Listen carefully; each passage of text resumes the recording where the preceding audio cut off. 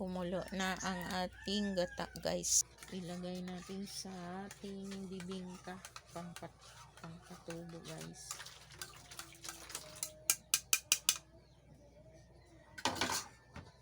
Ito ang ayan, yung gata, guys. Ito na, guys, sinalang guys na natin. Ayan, bibingka.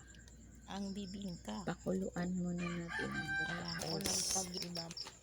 Bago i-mix natin sa ating rice flour. Rice powder. Ito ang rice flour. Rice powder lang yan, guys. Order na! Sinong gustong mag-order? Naluto na po yung ating bibingka. Bigas na bibingka. Luto na po. Yung na ang binili ko, guys. Ayan, guys. Mas mabilis ang pagluto mo, guys, pag rice powder ang bilhin mo. Yung rice flour, yun ang mabilis mong lutuin kaysa yung magpagiling ka, kasi ibabad mo pa whole night, buong gabi ibabad, pagka umaga ipagiling mo pa, malaking oras maubos mo, guys. Kaya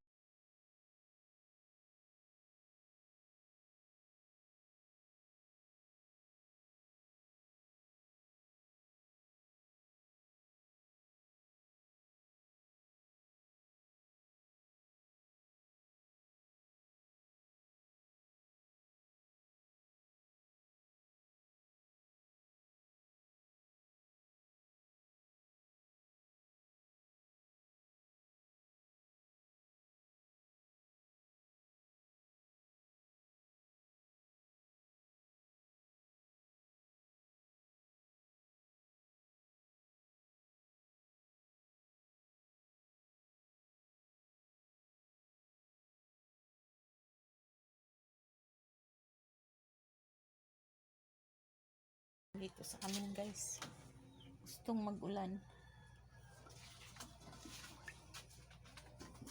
Ayan, guys, itong 1 kilo na rice flour, ito ang gagamitin ko, guys.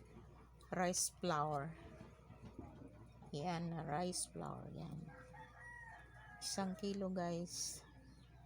Lulutuin ko yan ngayon. Ito ang ilalagay ko ngayon, guys.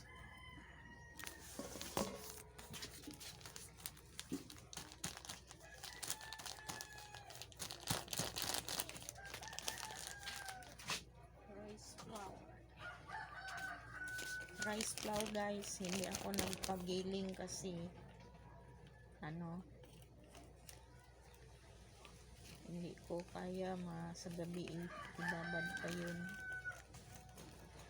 Ito kasi ready na rice flour, ready na to, guys. Mabilisan tong trabahong rice flour. Kung magpagiling ka, guys, ay isang gabi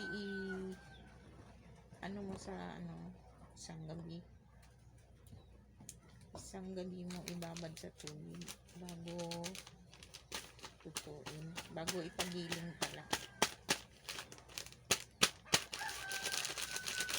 Yan, 1 kilo na rice flour. Ito ang rice flour. Ayan, rice flour, 1 kilo.